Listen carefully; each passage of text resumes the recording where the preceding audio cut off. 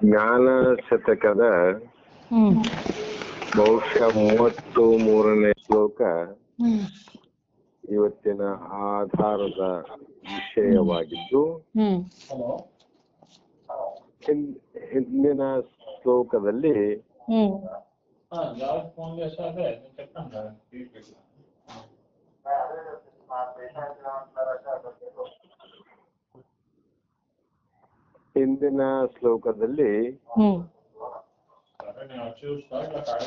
ಯಾವ ಮೋಕ್ಷಕ್ಕೆ ಅಂದ್ರೆ ಅತ್ಯಂತ ದುಃಖ ನಿವೃತ್ತಿ ಪರಮಾನಂದ ಪ್ರಾಪ್ತಿ ಅಂತ. ಆ ಆನಂದ ಪರಮಾನಂದ ಅಂದ್ರೆ ಹೇಗೆ ಅಂದ್ರೆ ಆ ಒಂದು ಆನಂದದಲ್ಲಿ ಇನ್ನೊಂದರ ದುಃಖ ಬೆರಕೆಯಾಗದೆ ಇರುವುದೇ ಪರಮಾನಂದ. ಆ ಆನಂದ ಪಡಿಲಿಕ್ಕೆ ಯಾವ ಜಗತ್ತಿನಲ್ಲಿ ಯಾವ ಮಂತ್ರಗಳು, ತಂತ್ರಗಳು, ಕರ್ಮಗಳು, ಅನಂತ ಧರ್ಮಗಳು ಆ ಆನಂದವನ್ನ ಪಡೆಯಲಿಕ್ಕೆ ಮುಖ್ಯವಾದ ಸಾಧನೆಗಳೇ ಅಲ್ಲ. ಏನು ಸಾಧನೆ ಅಂದ್ರೆ ಜ್ಞಾನ ಒಂದೇ ಸಾಧನೆ. ಕಾರಣ ಗುಣದಲ್ಲಿ ಫಣಿಭಯ ಹೋಗಲು ಪರಿಕಿಸ ಗುಣದಿಂದಲ್ಲದೆ ಮಂತ್ರ ತಂತ್ರಗಳ ಗಣದಿಂ ಹೋಗದ ವಿಧದಿಂ ಜಗದೊಳು ಮೋಕ್ಷದ ಆಕಾಂಕ್ಷಿವ ಗುಣವಂತನು ಖುಷಿ ಜೀವ ಭಾವ ಕಡೆಗಣಿಸಲ್ಕೆ ಅರಿವಿಂದಲ್ಲದೆ ಕರ್ಮ ಗುಣದಿಂ ಧರ್ಮದ ಗುಣದಿಂ ಹೋಗೋದು ಶ್ರುತಿ ಸಿದ್ಧವಾದದ್ದು ಅಂತ ಹೇಳಿದ್ರು. ಹಾವಿನ ಹೋಗಬೇಕಾಗಿತ್ತು ಹಗ್ಗದಿಂದ್ರೆ ಮಂತ್ರಗಳಿಂದಲ್ಲ, ಬೇರೆ ಧರ್ಮ ಕರ್ಮಗಳಿಂದಲ್ಲ, ಅದು ವಿಚಾರದಿಂದನೇ ಹೋಗ್ತದ. ಅದಕ್ಕೆ ನಮಗೆ ಪರಮಾತ್ಮ ಸ್ವರೂಪವಾದ ಆತ್ಮ ಸ್ವರೂಪವಾದ ಜನನ ಮರಣ ರಹಿತನಾದ ನಮ್ಮ ಸ್ವರೂಪಕ್ಕೆ ಜನನ ಆದ ಮರಣ ಆದ ವಿಕಾರ ಆದ ಅನ್ನುವಂತ ಭಾವ ಏನಾದ, ಈ ಭಾವ ಹೋಗಬೇಕಾಗಿದ್ರೆ ಜ್ಞಾನದಿಂದಲ್ಲದೆ. ಹಾವು ಹೋಗ್ಬೇಕಾದ್ರೆ ವಿಚಾರ ಹೇಗೆ ಬೇಕು, ಈ ಭವ ಬಂಧನದಿಂದ ಕಡೆಗೆ ಆಗ್ಬೇಕಾದ್ರೆ ಇಲ್ಲಿ ಜ್ಞಾನ ಬೇಕು ಅಂತ ಹೇಳಿದ್ರು. ಇಷ್ಟೆಲ್ಲ ಕೇಳಿದ ಮೇಲೆ ಒಂದು ಸಂಶಯ, ಜ್ಞಾನ ಒಂದೇ ಮುಕ್ತಿಗೆ ಸಾಧನವಂತ ಹೇಳಿದ ಮೇಲೆ ಅದೇ ನಿಜವಾಗಿದ್ದರೆ ವೇದವು ಬರೀ ಜ್ಞಾನವೊಂದನ್ನೇ ಹೇಳಬೇಕಾಗಿತ್ತು, ಕರ್ಮ ಉಪಾಸನೆಗಳನ್ನು ಹೇಳಲು ಕಾರಣ ಏನು ಅಂತ ವಿಚಾರ ಮಾಡಿದಾಗ ಕೂಡ ಮಹಾತ್ಮರು ದ್ವೈತ ವಾಸನೆಯೇ ಬಂಧನಕ್ಕೆ ಕಾರಣ. ಬಂಧ ಯಾಕಾಗ್ಯದ ಅಂದ್ರೆ ದ್ವೈತದ ವಾಸನೆ. ದ್ವೈತ ಅಂದ್ರೆ ಶಿವ ಬೇರೆ, ನಾನು ಬೇರೆ, ಪರಬ್ರಹ್ಮ ಬೇರೆ, ಪರಮಾತ್ಮ ಬೇರೆ ಅಲ್ವ ಭೇದದ ವಾಸನೆಯೇ ಬಂಧಕ್ಕೆ ಕಾರಣ ಆಗ್ಯದ. ಅಂದಾಗ ಭೇದದ ಯಾವುದೇ ಧರ್ಮಗಳಿದ್ರು ಕೂಡ ಪುನಃ ಮತ್ತೆ ಭೇದವನ್ನ ಹೆಚ್ಚಿಗೆ ಮಾಡುತ್ತದೆ ವಿನಃ ಭೇದ ಕಡಿಮೆ ಆಗೋದಿಲ್ಲ. ಅದಕ್ಕೆ ಯಾರು ಕರ್ಮವನ್ನ ಮಾಡಬೇಕು ಅಂತ ಇಲ್ಲಿ ಹೇಳಿದೆ ಅಂದ್ರೆ ಕೇಚಿತ್ ಕರ್ಮ ಪರೇ ಚ ಭಕ್ತಿಂ ಅಪರೇ ವೈರಾಗ್ಯಂ ಅನ್ಯ ತಪಃ ಕೇಚಿತ್ ಉಪಶಮಂ ಚ ಯೋಗಂ ಇತರೇ ಮುಕ್ತೆ ನಿಮಿತ್ತಂ ಇದಂ ತಾನ್ ದ್ವೈತ ಆತ್ಮಿಕ ವಾಸನ ಶ್ರಮತಾಯ ದೇಶಾಜನು ದಾಪನೆ ಹಿ ಅದ್ವೈತಾಂ ಪ್ರತಿಭಾಂ ವಿನಾ ಅಪ್ರತಿಭುವ ಶ್ರೌತೈ ಪ್ರತಿಮಾಮಯಂ ಅಂದು. ಈ ಶ್ಲೋಕದ ಅರ್ಥ ಏನ್ ಹೇಳ್ತದಂದ್ರೆ, ಕೇಚಿತ್ ಅಂದ್ರೆ ಕೆಲವರು, ಜಗತ್ತಿನಲ್ಲಿ ಹಲವು ಮಂದಿಗಳಲ್ಲಿ ಕೆಲವರು, ಹಲವು ಮಂದಿ ನಮ್ಮ ಜಗತ್ತಿನಲ್ಲಿ ಹಲವರು ಒಂದೇ ಪ್ರಕಾರದ ಕರ್ಮಗಳನ್ನ ಮಾಡೋದಿಲ್ಲ. ಹಲವು ಮಂದಿಯಲ್ಲಿ ಕೆಲವು ಮಂದಿ ನಿತ್ಯಾದಿ ಕರ್ಮಗಳನ್ನು ಮಾಡ್ತಾರ. ಅವ್ರು ನಿತ್ಯ ಕರ್ಮಗಳೇನಾವ ಅವು ಮಾಡ್ತಾರ. ಕೆಲವರು ಭಕ್ತಿಯನ್ನ ಮಾಡ್ತಾರ. ಇನ್ನು ಕೆಲವರು ಈ ಕರ್ಮವನ್ನು ಮಾಡೋದಿಲ್ಲ, ಭಕ್ತಿಯನ್ನು ಮಾಡೋದಿಲ್ಲ, ವಿಷಯಾದಿಗಳನ್ನ ಬಿಟ್ಟು ವೈರಾಗ್ಯವನ್ನ ತಾಳಿರ್ತಾರೆ.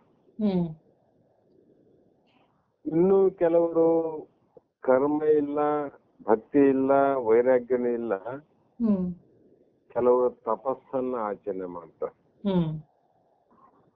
ಇನ್ನೂ ಕೆಲವರು ಮನೋ ನಿಗ್ರಹವನ್ನ ಮಾಡುವಂತ ಕೆಲವು ಯೋಗಗಳನ್ನ ಮಾಡ್ತಾರೆ. ಇವು ಮೋಕ್ಷಕ್ಕೆ ಕಾರಣಗಳನ್ನಾಗಿ ತಿಳಿದವರು. ಅವ್ರು ಏನ್ ತಿಳಿದಾರಂದ್ರೆ, ಏನು ಅರಿತುಕೊಂಡದಂದ್ರೆ, ಕರ್ಮಗಳನ್ನ ಮಾಡಿದ್ರೆ ಮೋಕ್ಷ ಆಗ್ತದಂತ ಕೆಲವರು ತಿಳ್ಕೊಂಡ್ರು,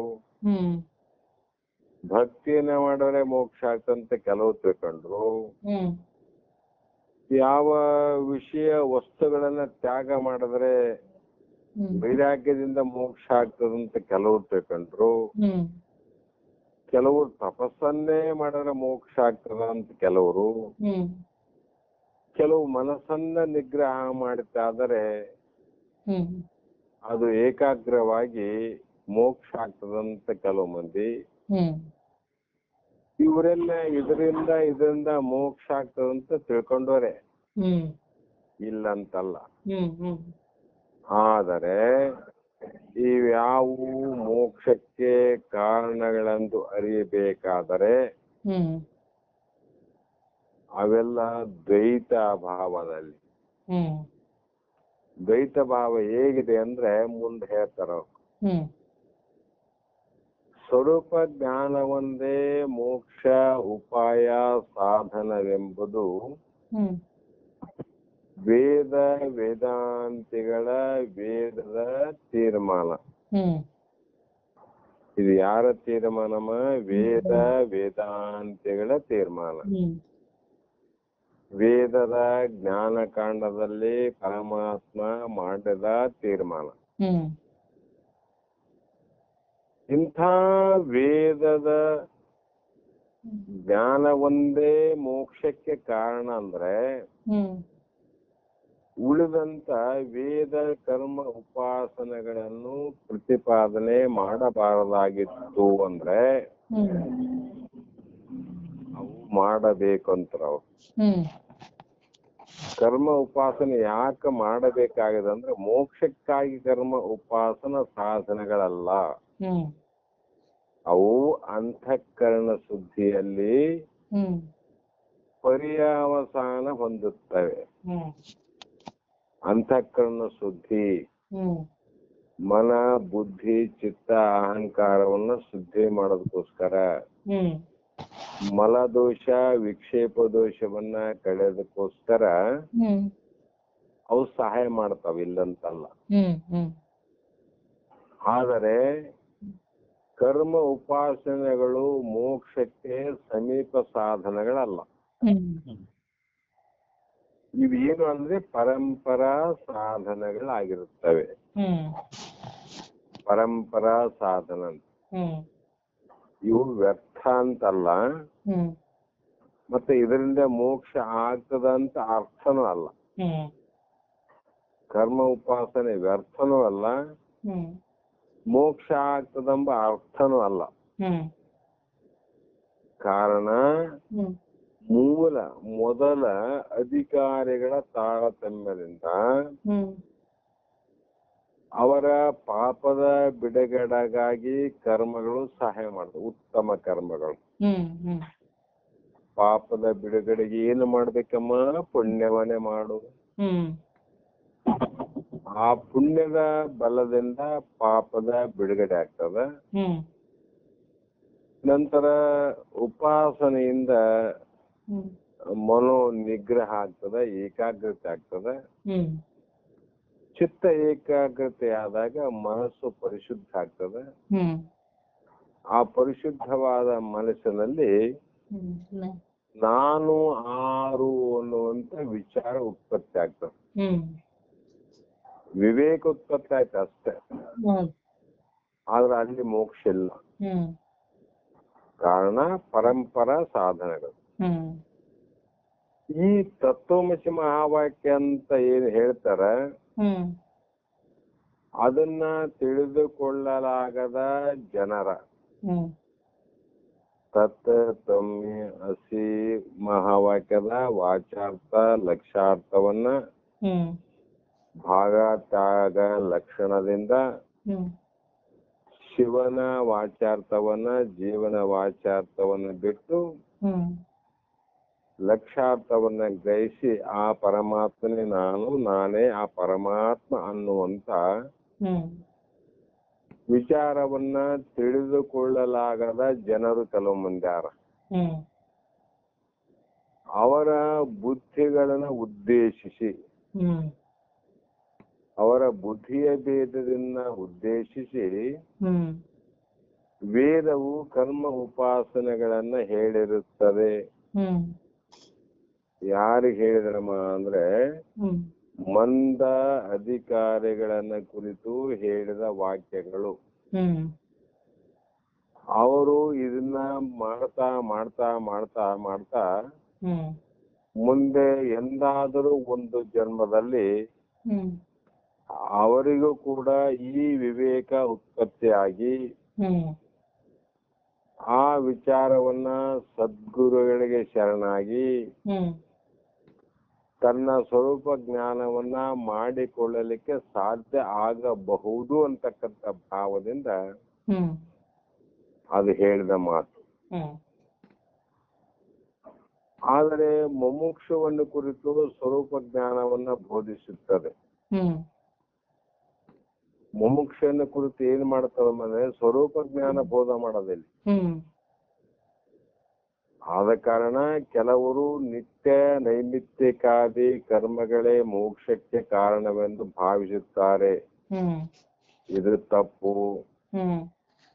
ಯಾಕಂದ್ರೆ ಇವರಿಗೆ ಆಗುವ ಮುಕ್ತಿಯು ಸ್ವರ್ಗ ಲೋಕವಲ್ಲದೆ ಅತ್ಯಂತ ದುಃಖ ನಿವೃತ್ತಿ ಪೂರ್ವಕ ಪರಮಾನಂದ ಪ್ರಾಪ್ತಿ ರೂಪ ಮೋಕ್ಷ ಸಿದ್ಧಿಸುವುದಿಲ್ಲ. ಕರ್ಮಕ್ಕೆ ಏನು ಫಲ ಆದಮಂದ್ರೆ ಭೋಗದ ಫಲ. ಆ ಭೋಗ ಕರ್ಮವನ್ನ ಮಾಡಿದ್ರೆ ಮೋಕ್ಷ ಆಗ್ತಂತ ಅವ್ರು ತಿಳ್ಕೊಂಡಾರ. ಕೆಲವರು ಅದರಿಂದ ಮೋಕ್ಷ ಆಗೋದಲ್ಲ, ಸ್ವರ್ಗ ಲೋಕ ಪ್ರಾಪ್ತಿ ಆಗ. ಆದ್ರೆ ಪರಮಾನಂದ ಪ್ರಾಪ್ತಿ ರೂಪ ಆ ಮೋಕ್ಷ ನಮಗಾಗೋದಿಲ್ಲ ಅಂತ. ಕಾರಣ ಜನರಲ್ಲಿ ನಾನು ಮಾಡುವ ಸತ್ಕರ್ಮಗಳಿಗೆ ಪರಮಾತ್ಮನು ಫಲವನ್ನು ಕೊಡುತ್ತಾನೆಂಬ ದ್ವೈತ ವಾಸನೆಯು ಬೇರೂರಿದೆ. ಕರ್ಮದಲ್ಲಿ ಏನಾದಮಂದ್ರೆ ನಾನು ಮಾಡುವ ಸತ್ಕರ್ಮಗಳು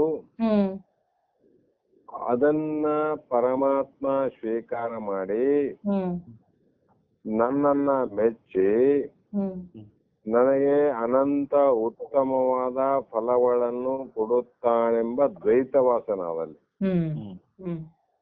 ಅವನು ಕೊಡುವವನು, ನಾ ಬೇಡುವವನು ದ್ವೈತ ವಾಸನೆ. ಪರಮಾತ್ಮ ಬೇರೆ, ನಾನು ಬೇರೆ ಎಂಬವನೇ ಕರ್ಮವನ್ನು ಮಾಡ್ತಾನೆ. ತಾನೇ ಪರಮಾತ್ಮನಾದಾಗ ಬೇಡುವುದಿಲ್ಲ, ಕೊಡುವುದಿಲ್ಲ ಅಂತ. ಸುಮ್ಮನೆ ನೋಡೋದು. ಆದರೆ ಕರ್ಮದಲ್ಲಿ ಇಂಥ ಒಂದು ಜ್ಞಾನ ಇಲ್ಲ. ಆ ಕಾರಣ ಇವರಿಗೆ ಆ ಶ್ರೇಷ್ಠವಾದ ಮುಕ್ತಿ ಸಿದ್ಧಿಸುವುದಿಲ್ಲ.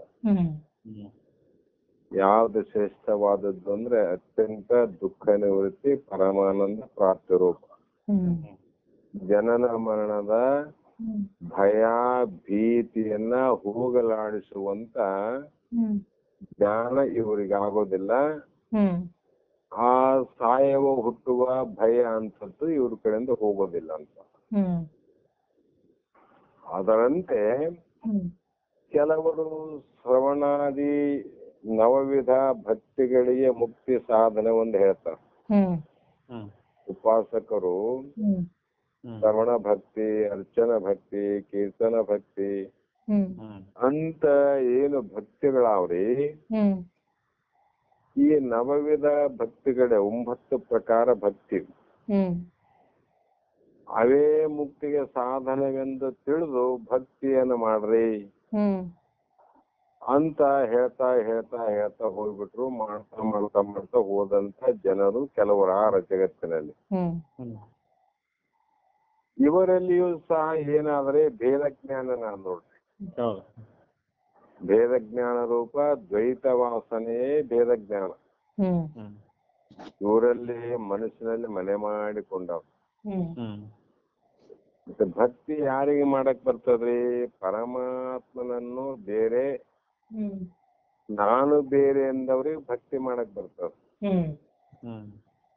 ಫಲವನ್ನ ಇಚ್ಛೆ ಮಾಡೋದು, ಭಕ್ತಿಯನ್ನ ಪರಮಾತ್ಮ ಇದ್ದಾನೆಂತ ತಿಳಿದು ಭಕ್ತಿಯನ್ನ ಮಾಡೋದು, ಇದು ಕೂಡ ಭೇದ ಜ್ಞಾನವು ಭಕ್ತಿಗೆ ಬೀಜ. ಅವ್ರಿಗೆ ಭೋಗಕ್ಕ ಕರ್ಮ ಬೀಜ ಆಯ್ತು, ಹೌದಲ್ರಿ? ಭೋಗಕ್ಕ ಕರ್ಮವೇ ಬೀಜ ಆಯ್ತು ನೋಡ್ರಿ. ನಾವು ಈ ಜನ್ಮದಲ್ಲೇ ಮಾಡಿದ ಕರ್ಮಗಳೇ ಮುಂದ ಭೋಗಗಳಾಗ್ತಾವ. ಅಂದ್ರೆ ಭೋಗಕ್ಕ ಬೀಜ ಯಾವುದು ಅಂದ್ರೆ ಕರ್ಮ. ಇಂಥದ್ರಿಂದ ಮಾಡಿದ್ರೆ ಮೋಕ್ಷ ಆಗ್ತಂತ ತಿಳ್ಕೊಂಡ್ರಲ್ಲ, ಇದು ತಪ್ಪಾದಂತ. ಕೆಲವರು ಭಕ್ತಿ ಅಂತ ಹೇಳಿದ್ರೆ ಭಕ್ತಿ ಬೀಜ. ಯಾಕೆ ಬೀಜ ಅಂದ್ರೆ ಪರಮಾತ್ಮ ಬೇರೆ ನಾನು ಬೇರೆ ಅಂತ ಇವರಲ್ಲಿ ಭಾವ ಅದ್ ನೋಡ್ರಿ. ಪರಮಾತ್ಮ ನಾನೇ ಅನ್ನುವಂತ ದೃಢತೆ ಇಲ್ಲ. ಈ ಪರಮಾತ್ಮ ಬೇರೆ ನಾನು ಬೇರೆ ಎಂಬ ಭಕ್ತಿ ಏನಾಯ್ತು ಅಂದ್ರೆ ಭೇದ ಜ್ಞಾನಕ್ಕೆ ಬೀಜ ಆಯ್ತು ನೋಡ್ರಿ. ಈ ಭಕ್ತಿಯೇ ಭೇದ ಜ್ಞಾನಕ್ಕೆ ಬೀಜ ಆಯ್ತು. ಇನ್ನು ಕೆಲವರು ಇಹ ಪರ ಅಂದ್ರೆ ಇಹ ಅಂದ್ರೆ ಇಲ್ಲಿ, ಪರ ಅಂದ್ರೆ ಅಲ್ಲಿ ಸಂಬಂಧವಾದ ವಿಷಯಗಳಲ್ಲಿ ವಿವರತೆಯು ಬಳಿತರೆ ಮೋಕ್ಷ ಉಂಟಾಗುವುದೆಂದು ತಿಳಿದರು. ವಿಷಯಾದಿಗಳನ್ನ ಬಿಟ್ಟು, ಭೋಗಾದಿಗಳನ್ನ ಬಿಟ್ಟು ಇಹದಲ್ಲೂ ಸುಖ ಇಲ್ಲ, ಪರಲೋಕದ ಸ್ವರ್ಗಾದಿ ವಿಷಯ ಭೋಗಗಳಲ್ಲೂ ಕೂಡ ಅನಿತ್ಯವಾದ ಸುಖ ಆದಂತ ತಿಳ್ಕೊಂಡು ಅವೆಲ್ಲವನ್ನ ಎರಡನ್ನ ಬಿಟ್ಟು ಸುಮ್ಮನೆ ಇರುವುದೇ ವೈರಾಗ್ಯ. ಆ ವೈರಾಗ್ಯ ಪ್ರಾಪ್ತಿ ಆದ್ರೆ ಮೋಕ್ಷ ಆಗ್ತಂತ ಅವ್ರು ತಿಳ್ಕೊಂಡ್ರು. ನಾವು ಮೊದಲೇ ಹೇಳೇನ್ರಿ, ಜಗತ್ತಿನಲ್ಲಿ ಹಲವರಲ್ಲಿ ಕೆಲವರು ಕೆಲವರು ಕೆಲವರು ಕೆಲವರು ನಾನಾ ರೀತಿ ತಿಳ್ಕೊಂಡ್ಬಿಟ್ರು ನೋಡ್ರಿ. ಇನ್ನು ಕೆಲವರು ಆ ವೈರಾಗ್ಯ ಬಲಿತ್ರೆ ಮೋಕ್ಷ ಆಗ್ತಂತ ಕೆಲವರು, ಇದರಲ್ಲಿ ಕೂಡ ಕೆಲವು ದ್ವೈತ ಮತಿಯು ಬಲಗೊಂಡಿದೆ ಎಂದು ತಿಳಿಯಬೇಕು. ಇದರಲ್ಲಿ ಕೂಡ ದ್ವೈತ ಭಾವನೆ ಆದ ನೋಡ್ರಿ ಇವರಿಗೆ. ಯಾಕಂದ್ರೆ ಎಲ್ಲವೂ ಪರಮಾತ್ಮ ಸ್ವರೂಪ ಅಂತಿಲ್ಲ. ಇದು ಬಿಡಬೇಕಂದ್ರೆ ಅದು ಬೇರೆ, ಹಿಡಿಬೇಕಂದ್ರೆ ಇದು ಬೇರೆ ಅಂತ ಭಾವ ಆದವ್ರಿಗೆ. ಇವ್ರಿಗೇನಾಯ್ತ್ರಿ ಅಂದ್ರೆ ದ್ವೈತ ಮತೆಯೇ ಬಲಗೊಂಡಿದೆ ಎಂದು ತಿಳಿಬೇಕು. ಏಕಂದ್ರೆ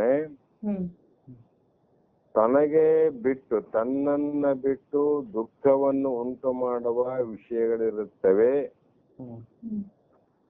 ನನಗೆ ದುಃಖ ಕೊಡ್ತಕ್ಕಂತ ವಸ್ತುಗಳು ವಿಷಯಗಳಂತ ತಿಳ್ಕೊಂಡ್ರವ್ರು. ಆ ವಿಷಯಗಳನ್ನ ಬಿಟ್ಟರೆ ಸುಖವಾಗುತ್ತದೆ ಎಂಬ ತಿಳಿವಿನಲ್ಲಿ ವೈರಾಗ್ಯ ಉತ್ಪತ್ತಿ ಆಗುವುದರಿಂದ ಇವ್ರಿಗೆ ಏನ್ರಿ ಕಾರಣ ಅಂದ್ರೆ ವೈರಾಗ್ಯವು ದ್ವೈತ ಮತಿಯ ಅಡಿಯಲ್ಲಾಗಿದೆ. ಅವ್ರಿಗೆ ಭಕ್ತಿಗೆ ಭೇದ ಆಯ್ತು, ಕರ್ಮಕ್ಕ ಭೋಗ ಆಯ್ತು, ಮತ್ತ ವೈರಾಗ್ಯ ಇವ್ರ ದ್ವೈತಕ್ಕೆ ಕಾರಣ ಆಯ್ತು ನೋಡ್ರಿ. ಬರೀ ವೈರಾಗ್ಯದಿಂದ ನಿಜ ಸುಖವು ಸಿದ್ಧಿಸುವುದಿಲ್ಲ. ಬರೀ ವೈರಾಗ್ಯದಿಂದ ನಿಜವಾದ ಸುಖ ಸಿದ್ಧಿಸುವುದಿಲ್ಲ. ಕಾರಣ ಯಾಕ್ರಿ ಅಂದ್ರೆ ಈ ಮನುಷ್ಯ ಮಾನವನು ಒಬ್ಬನೇ ಎಲ್ಲವನ್ನ ರಾಗದಲ್ಲಿ ಬಿದ್ದಂತೆ ತೋಡ್ತಾವ. ವೈರಾಗ್ಯ ಎಲ್ಲ ರಾಗ. ಉಳಿದಂತ ಜೀವರಾಶಿಗಳಿಗೆ ನನ್ನದು ಅನ್ನುವುದು ಯಾವುದು ಇಲ್ಲದೆ ಹುಟ್ಟುವಾಗನೆ ಹುಟ್ಟ್ಯಾವು. ನಮ್ದೇನಿಲ್ಲ ಜಗತ್ತೆಲ್ಲ ಅಂತ ತಿಳ್ಕೊಂಡ್ರಲ್ಲ. ನಾವ್ ಯಾವ ಕರ್ಮವನ್ನ ಮಾಡಿ ಬಿಟ್ಟಿಲ್ಲ ತಿಳ್ಕೊಂಡು, ಭಕ್ತಿನ ಮಾಡಿ ತಿಳ್ಕೊಂಡು ಬಿಟ್ಟಿಲ್ಲ, ಯೋಗವನ್ನ ಮಾಡಿ ತಿಳ್ಕೊಂಡು ಬಿಟ್ಟಿಲ್ಲ, ಈ ವಿಷಯಾದಿಗಳು ದುಃಖ ಕೊಡ್ತಾವಂತ ತಿಳಿದು ಬಿಟ್ಟಿಲ್ಲ. ಯಾವ ಪ್ರಾಣಿಗೂ ಏನು ಬಿಟ್ಟಿಲ್ಲ ಅವು. ಯಾಕಂದ್ರೆ ಅವ್ರಿಗೆ ಬಿಡೋದಕ್ಕೆ ಏನಿಲ್ಲಲ್ಲ ಅವು.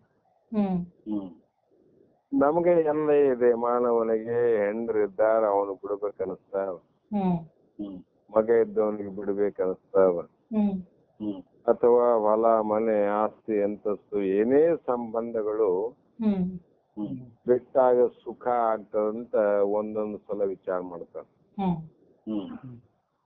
ಮತ್ತೆ ಎಲ್ಲಾ ಬಿಟ್ರೆ ಸುಖ ಅನ್ನಂಗಿದ್ರೆ ಉಳಿದೆಲ್ಲಾ ಜೀವರಾಶಿಗಳು ಎಲ್ಲವೂ ಮೊದಲೇ ಬಿಟ್ಟವಲ್ರಿ. ಮೊದಲೇ ಬಿಟ್ಟವಿಲ್ಲ. ಮತ್ತ ಅವಕ್ಕ ಮೋಕ್ಷ ಆಗ್ತದನ್ರಿ? ಇಲ್ಲ. ಅಂದ್ರೆ ಏನಾಯ್ತು, ಬರೀ ವೈರಾಗ್ಯದಿಂದ ಮೋಕ್ಷ ಆಗುವುದಿಲ್ಲ. ಮೋಕ್ಷ ಆಗೋದಿಲ್ಲ ಅದು. ಆ ಕಾರಣ ಇಲ್ಲಿ ವಿಷಯಗಳನ್ನ ಬಿಟ್ಟರೆ ಸುಖವಾಗುತ್ತದೆ ಎಂಬ ತಿಳಿವಿನಲ್ಲಿ ವೈರಾಗ್ಯವು ಸಂಚರಿಸುವುದು. ಅದರಿಂದ ವೈರಾಗ್ಯ ದ್ವೈತಮತಿಯ ಅಡಿಗೆಲ್ಲಾಗಿದೆ. ಒಂದು ಪಕ್ಷ ಬರೇ ವೈರಾಗ್ಯದಿಂದಲೇ ಮುಕ್ತಿ ಆಗುವುದಿದ್ದರೆ ಸ್ವರೂಪ ಜ್ಞಾನದ ಉಪದೇಶವು ನಿಷ್ಪ್ರಯೋಜನವಾಗಬೇಕಾದೀತು. ಸ್ವರೂಪ ಜ್ಞಾನ ನಿಷ್ಪ್ರಯೋಜನ ಆಗ್ತಿತ್ತಲ್ರಿ. ಅಂದ್ರೆ ಜ್ಞಾನಿಗಳಿಗೆ ಸ್ವರೂಪ ಜ್ಞಾನದಿಂದ ಮುಕ್ತಿ ಆಗದೆ ವಿನಃ ಬೇರೆ ಯಾವುದೇ ಮಾರ್ಗದಿಂದ ಮುಕ್ತಿ ಆಗಿಲ್ಲ. ಅಂದಾಗ ಸ್ವರೂಪ ಜ್ಞಾನವೇ ಪ್ರಯೋಜನ, ಉಳಿದೆಲ್ಲವೂ ನಿಷ್ಪ್ರಯೋಜನ ಅಂತ. ಆದ್ದರಿಂದ ಬರೀ ವೈರಾಗ್ಯದಿಂದ ಮೋಕ್ಷವು ಸಿದ್ಧಿಸುವುದಿಲ್ಲ. ಇನ್ನು ಕೆಲವರು ಹೇಳ್ತಾರ, ಇಂದ್ರಿಯಾದಿಗಳನ್ನು ಜಯಿಸುವುದರಿಂದ ಮೋಕ್ಷ ಆಗ್ತದ ಅಂತ ಕೆಲವರು ಹೇಳ್ತಾರೆ. ಏನ್ ಬಿಟ್ರಪ್ಪ ನೀವು, ಇಂದ್ರಿಯಗಳು ನಿಗ್ರಹ ಆಗ್ಬೇಕು, ಇಂದ್ರಿಯಗಳು ನಿಗ್ರಹಿಸುವುದರಿಂದ ಮೋಕ್ಷ ಆಗ್ತದ ಅಂತ ತಿಳಿಸ್ತಾರ. ಇವರ ತಿಳುವಳಿಕೆಯಲ್ಲೂ ಸಹ ದ್ವೈತ ವಾಸನೆ ನೆಲೆಗೊಂಡಿದೆ.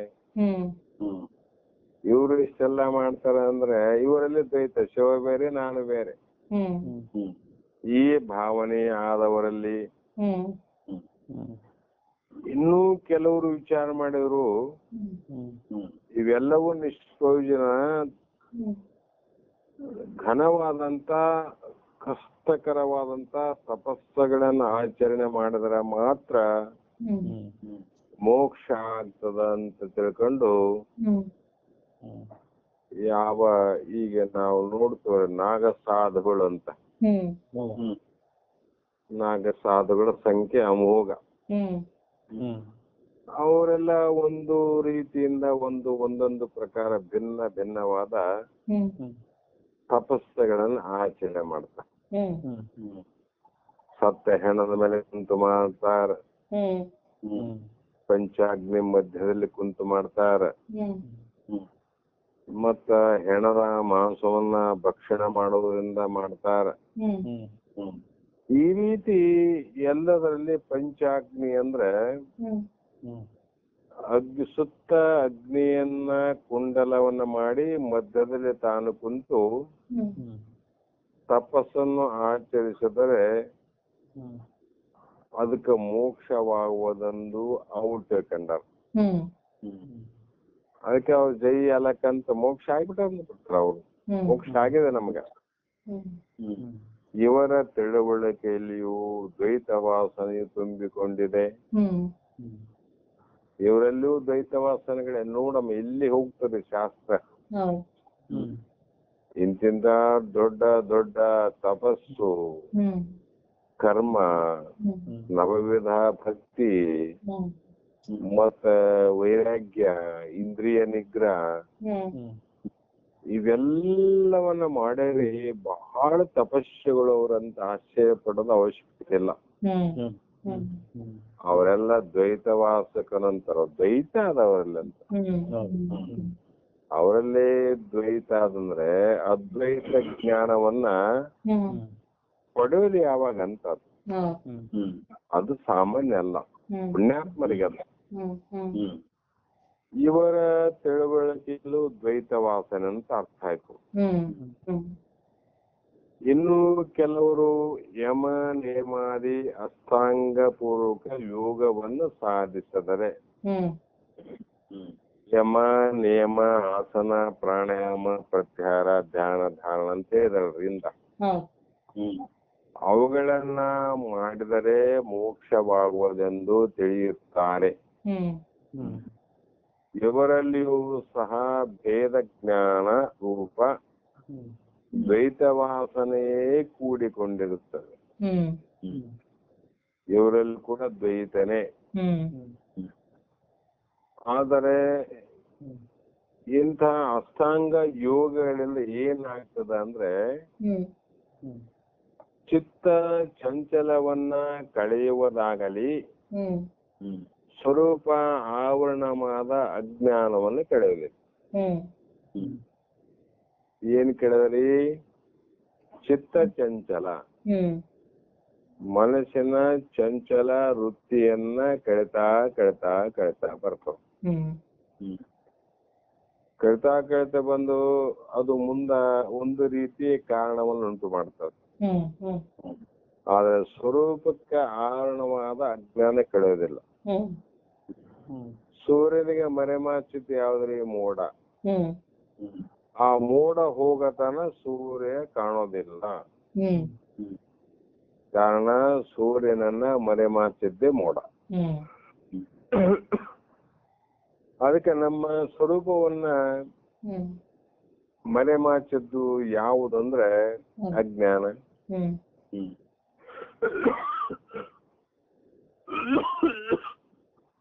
ಆ ಮೋಡ ಎದರಿಂದ ಕರಗ್ತದಮ್ಮ ಅಂದ್ರೆ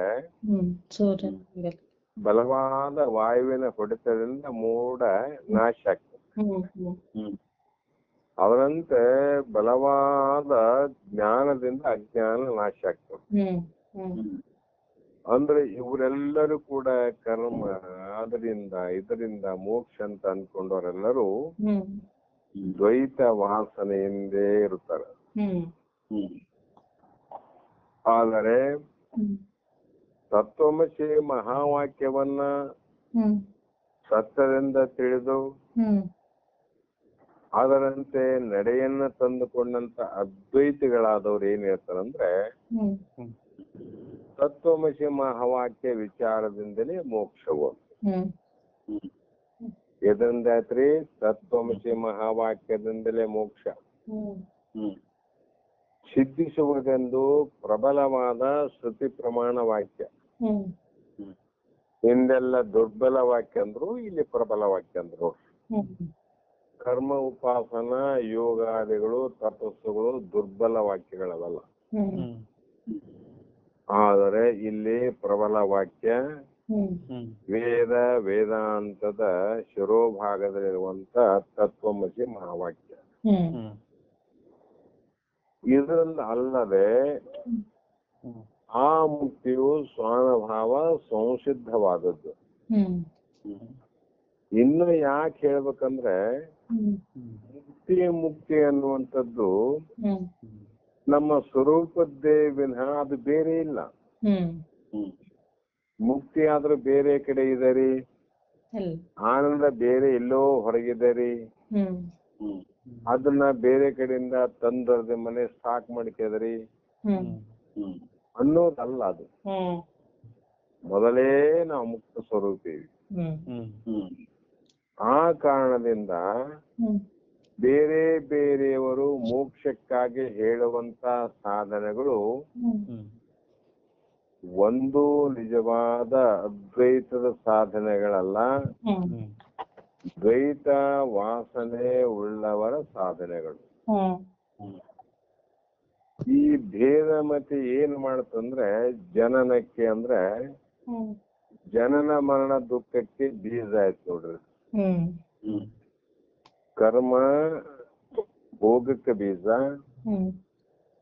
ಭಕ್ತಿ ಭೇದಕ್ಕೆ ಬೀಜ ಆದಂತೆ ಈ ಭೇದ ಜ್ಞಾನ ಅಂದ್ರೆ ಜನನ ಮರಣಕ್ಕೆ ಬೀಜ ಆಯ್ತು. ಆದರೆ ನಾವು ಯಥಾರ್ಥವಾಗಿ ತಿಳಿದಿರುತ್ತೇವೆ.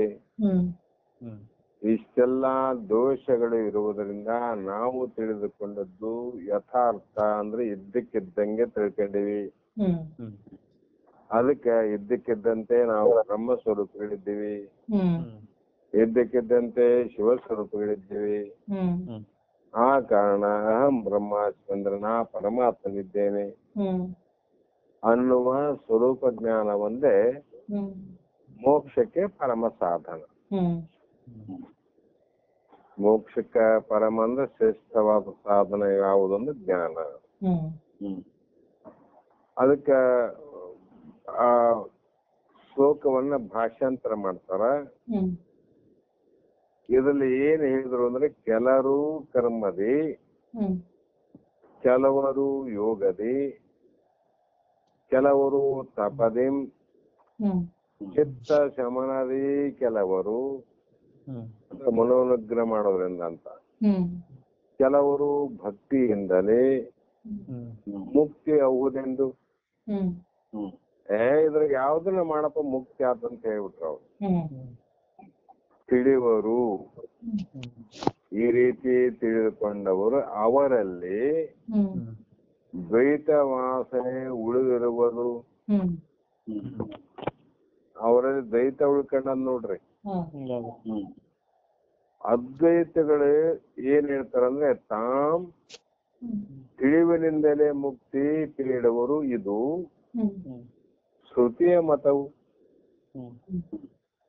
ತಿಳಿವಿನಿಂದ ಅರಿವಿನಿಂದ, ಅರಿವಿನಿಂದ ಜ್ಞಾನದಿಂದಲೇ ಮೋಕ್ಷ ಅಂತ ಹೇಳ್ತಾರೆ ನೋಡಿ. ಕಾರಣ ಶ್ರುತಿಯ ವೇದ ಪ್ರಮಾಣಗಳು ಸ್ವಾನುಭಾವಗಳು ಸ್ವರೂಪದಿಂದ ವಿಚಾರ ಮಾಡಿದರೆ ನಮ್ಮ ಸ್ವರೂಪದಲ್ಲಿ ಮರೆವೆ ಆಗ್ಯದ. ಆ ಮರೆವೆ ಕಾರಣ ಮಾಡಿದ್ದು ಅಜ್ಞಾನ ಅದ.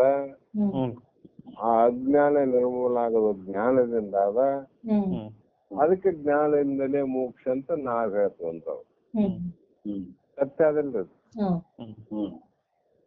ಮರ್ತದನ್ನ ತಿಳಿಬೇಕಿವೇನ, ಅದು ಬೇರೆ ಯಾವುದೇ ವಿಚಾರದಿಂದ ಮಾಡಕ್ ಹೋದ್ರೆ ಅದು ತಿಳಿಯೋದಲ್ಲ ಅಂತ. ಮರ್ತದ್ದು ನೆನ್ಪು ಮಾಡ್ಬೇಕು, ಅವಾಗ ಹಾ ಅಂದ್ಬಿಡ್ತೀವಿ ನಾವು. ಎಲ್ಲೋ ಒಂದ್ ಕಡೆ ಸ್ವಲ್ಪ ದುಡ್ಡನ್ನ ಸಂಗ್ರಹ ಮಾಡಿ ಸೂಟ್ ಕೇಸಲ್ಲಿ ಬ್ಯಾಗಲ್ಲಿ ಇಟ್ಟು ಪ್ರಯಾಣ ಮಾಡ್ತಿರ್ತೀವಿ. ಎಲ್ಲೋ ಒಂದ್ ಕಡೆ ಜೋಪಾನವಾಗಿ ಇಟ್ಟಿರ್ತೀವಿ. ಇಳಿಯುವಾಗ ಮರಿವಾಯ್ತು, ಮರಿವಾಗಿ 2-3 ತಾಸು ದಾರಿ ಬೇರೆ ಕಡೆ ಹೋದ್ಮೇಲೆ ನೆನಪಾಯ್ತು ನೋಡಿ. ನೆನಪಾಯ್ತು, ಕಳೆದದ್ ನೆನಪಾಯ್ತು. ತಾನು ಏನ್ ಮಾಡ್ತೀನಿ ಅನ್ನೋದು ನೆನಪು ಕಾಯ್ತಿಲ್ಲ ಅವನು. ಮತ್ತ ಅಂತ ವ್ಯಕ್ತಿ ಅನಂತರಿಗೆ ಸಾಂತ್ವನ ಹೇಳಿದ್ರೆ ದುಃಖ ಹೋಗ್ತದನ್ರಿ? ಇಲ್ಲ, ಹೋಗೋದಿಲ್ಲ. ಮತ್ತೆ ಇನ್ನೊಬ್ರು ಯಾರೋ ಅದೇ ಸಮಯದಲ್ಲಿ ಓಡಿ ಬಂದು ಯಾರೋ ನೋಡ್ರಿ ಸೂಟ್ ಕೇಸ್ ಬಿಟ್ಟೋಗಿದ್ರು, ಮತ್ತ ಈ ಬಸ್ಸಲ್ಲಿ ಇಂತ ಸೀಟಲ್ಲಿ ಇತ್ತು ಅಂತ ಡಿಪೋಕ್ ಒಪ್ಸಿದ್ದ.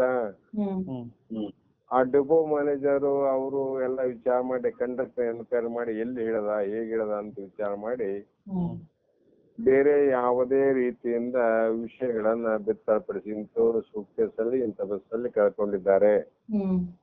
ಕಳೆದುಕೊಂಡವರು ತಮ್ಮ ಆ ಪರಿಚಯವನ್ನ, ಅದರಲ್ಲಿ ಇರುವಂತ ವಸ್ತುಗಳನ್ನ ಸರಿಯಾಗಿ ಮಾಹಿತಿ ನೀಡಿದ್ದಾದರೆ ಅವರಿಗೆ ವಾಪಸ್ ಕೊಡ್ತು ಅಂತ ಹೇಳ್ಬಿಟ್ರು ಅವ್ರು. ಈ ಸುದ್ದಿ ಕೇಳಿ ಬತ್ ನೋಡ್ರಿ ಅವನಿಗೆ. ಅವಾಗ ಓಡೋಡಿ ಬಂದಾಗ ಇದು ಸೂಟ್ ಕೇಸ್ ನಿಂದೇನಂದ್ರು. ಹೌದಂದ. ಇದ್ರಲ್ಲಿ ಏನಿದೆ ಅಂದ, ದುಡ್ಡಿದೆ ಅಂದ. ಎಷ್ಟಿದೆ ಅಂದ್ರೆ ಇಷ್ಟಿದೆ ಅಂದ. ಅದಕ್ಕೆ ಹಾಕಿ ಲೆಕ್ಕ ಹಾಕಿ ನೋಡಿದ್ರು, ಹೌದಪ್ಪ ನಿಂದೆ ತಗೊಂಡ್ ಹೋಗಂದ್ಬಿಟ್ಟು ನೋಡ್ರಿ. ಅಂದ್ರೆ ದುಃಖ ಹೋಯ್ತಿಲ್ರಿ? ಯಾಕೆ ಹೋಯ್ತು ಅಂದ್ರೆ ಯಾವುದನ್ನ ಕಳ್ಕೊಂಡಿವಿ, ಕಳ್ಕೊಂಡದ್ದು ನೆನಪಾದಾಗ ದುಃಖ ಆಗೋದು ಸಹಜ. ಆದ್ರೆ ಆ ಕಳೆದ ವಸ್ತುವೇ ಸಿಕ್ಕಾಗ ಮತ್ತೆ ಆನಂದ ಆಗ್ತದಿವೇನ, ಬೇರೆ ಯಾವುದರಿಂದ ಅವನಿಗೆ ಆನಂದ ಆಗ್ಲಿಕ್ಕೆ ಸಾಧ್ಯ ಇಲ್ಲ. ಅದಕ್ಕಾಗಿ ನಾವೇನು ಕಳ್ಕೊಂಡಿವಿ ಅಂದ್ರೆ ನಮ್ಮ ಸ್ವರೂಪ ಆನಂದವನ್ನು ಕಳ್ಕೊಂಡಿವಿ. ಸ್ವರೂಪ ಆನಂದ ಕಳ್ಕೊಂಡಾಗ ಅದಕ್ಕಾಗಿ ಕೆಲವರು ವಿಷಯ ಆನಂದಗಳನ್ನ ಹೇಳ್ಬಿಟ್ರು. ನಿನಗೆ ಯಾಕೆ ಆನಂದ ಆಗಿಲ್ಲ ತಮ್ಮ ಅಂದ್ರೆ, ಏನು ಸ್ವಲ್ಪ ಈಟೆ ಹೊಲ ಮನೆ ಅದ, ಸ್ವಲ್ಪ ಜಾಸ್ತಿ ಮಾಡೋ ಆನಂದ ಆಗ್ತದ. ದುಡ್ಡು ಕಡಿಮೆ ಅವ, ಲಕ್ಷಗಟ್ಲಿ ಕೋಟಿಗಟ್ಲಿ ಆದ್ರ ಆನಂದ ಆಗ್ತದ ಮರೆಯ. ಲಕ್ಷ ಇದ್ದವ್ರಿಗೆ ಹೆಂಗಾಗ್ತದ ಆನಂದ. ಮತ್ತೆ ಇನ್ನು ಕೆಲವು ಜನರು ಕೆಲವು ರೀತಿಯನ್ನ ಬೋಧ ಮಾಡಿ ದುಃಖನೇ ಹೆಚ್ಚು ಮಾಡಿದ್ರೆ ವಿನಃ ಆ ಸ್ವರೂಪ ಆನಂದವನ್ನ ತಿಳಿಸಿಕೊಡೋ ಪ್ರಯತ್ನ ಮಾಡಲಿಲ್ಲ. ಜ್ಞಾನಿಗಳು ವಿಷಯಾದಿಗಳಲ್ಲಿ ವಿಷಯ ಇದೆ ವಿನ ಆನಂದ ಇಲ್ಲ ಅಂದ್ರ ಅವ್ರು. ವಿಷಯಾದಿಗಳು ಹೇಗಿದಾವ ಅಂದ್ರೆ ಬಿಡುವಂಗಿಲ್ಲ, ಆದ್ರೆ ಅದರಲ್ಲೇ ಆನಂದ ಇದೆ ಅಂತ ತಿಳಿಯೋಂಗಿಲ್ಲ ಅಂತ. ಇದು ಎಷ್ಟು ಸರಳ ನೋಡ್ರಿ. ವಿಷಯಗಳನ್ನ ಬಿಡೋಂಗಿಲ್ಲ, ಆದ್ರೆ ಅದರಲ್ಲೇ ನನ್ನ ಜೀವನ ನಿಂತಿದೆ ಅಂತ ಅನ್ನುವಂಗಿಲ್ಲ. ಕಾರಣ ಜಗತ್ತಿನಲ್ಲಿ ಕ್ರಿಯೆಗಳು ಬಹಳ ಚಂದ ನಡೀತಿರ್ತಾವ. ಕ್ರಿಯೆ ಅಂದ್ರೆ ಬದುಕು ಅಂತ. ಬದುಕು ಅಂದ್ರೆ ಪ್ರಪಂಚ ಅಂತ ಅರ್ಥ.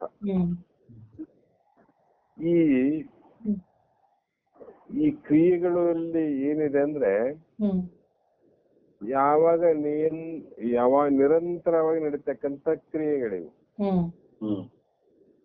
ನೀರು ನದಿಯಲ್ಲಿ ನಿರಂತರವಾಗಿ ಗೊತ್ತಾಗಲಾರ್ದಂಗೆ ಹರಿತಾ ಇರ್ತವ.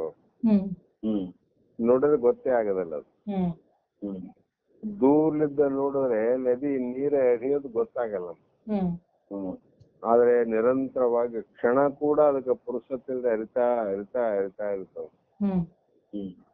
ಅದರಂತೆ ಕ್ರಿಯೆಗಳಿಂದ ಕೂಡಿದ್ದೇ ಬದುಕು ಅಂತ. ಬದುಕು ಕ್ರಿಯೆಯಿಂದ ಕೂಡಿರ್ಬೇಕು. ಕ್ರಿಯೆಯಿಂದ ಕೂಡಬೇಕಾಗಿತ್ತು ಅಂದ್ರೆ ಸಾಮಾನ್ಯವಾಗಿ ಒಂದು ಬೆಳಿಗ್ಗೆ ಸೂರ್ಯ ಉದಯಕ್ಕೆ ಒಂದು ಗಿಡದಲ್ಲಿ ಒಂದು ಹೂವು ಅರಳ್ತದ. ಅದೇನ್ ಮಾಡ್ಬೇಕು, ಮರ ನಿರಂತರ ಕ್ರಿಯೆಯನ್ನು ಮಾಡ್ತಾ ಇರ್ಬೇಕು. ಅದು ಸುಮ್ನೆ ಇದ್ರೆ, ನಿಷ್ಕ್ರಿಯವಾಗಿದ್ರೆ ಅದಕ್ಕೆ ಬದುಕಿಲ್ಲ. ಅದಕ್ಕೆ ಬದುಕಿಲ್ಲ ಜಗತ್ತಿನಲ್ಲಿ. ಇದು ಏನ್ ಕೆಲಸಕ್ಕೆ ಬರಂಗಿಲ್ಲಪ್ಪ, ಇದನ್ನ ಕಡ್ದ ಹಾಕ್ರ ಅಂತಾರ ನೋಡ್ರಿ. ಕಡ್ದ ಹಾಕ್ರಿ ಅಂತ ಕಡಿಯಂಗಿಲ್ರಿ ಕೆಲ್ಸಕ್ಕೆ ಬಲ್ಲಾರ ಮರಗಳನ್ನ. ಅದೊಂದು ಹೂವು ಬಿಡ್ತಿರ್ಬೇಕು. ಹೂವಿನ ಕ್ರಿಯೆಗಾಗಿ ಹೂವು ಹರಡ್ತದ ಅಂತೇಳಿ ಅದು ಸುಮ್ಮನೆ ಬಿಡ್ತಾರ. ಹೂವು ಹರಳಬೇಕು, ಮತ್ತೆ ಹರಳಿದ್ದ ಹಂಗೆ ಇರಬಾರ್ದು, ಮತ್ತೆ ಬಾಡಬೇಕು. ಅದು ಹರಳಿದ್ದ ಹಂಗೆ ಇದ್ರೆ ಅದಕ್ಕೆ ಪ್ರಯೋಜನ ಇಲ್ಲ. ಹರಳಬೇಕು, ಬಾಡಬೇಕು. ಮತ್ತೆ ಅರಳುವುದೂ ಇಲ್ಲ, ಬಾಡುವುದೂ ಇಲ್ಲ ಅಂದ್ರೆ ಅದು ಬದುಕಲ್ಲ. ಹೂವಿನ ಬದುಕೇ ಅಲ್ಲ, ನಿರರ್ಥಕ. ಹಾಗೆ ಜಗತ್ತಿನಲ್ಲಿ ಒಬ್ಬ ಮನುಷ್ಯನಾಗಿ, ಮಾನವನಾಗಿ ನಾವು ಬದುಕಿದ್ದಾನೆ ಅಂತ ಹೇಳ್ಬೇಕಂದ್ರೆ ಅವನು ಹೇಳೋದು ಬೇಕು, ಕೇಳಬೇಕು, ನೋಡ್ಬೇಕು, ಮಾಡಬೇಕು,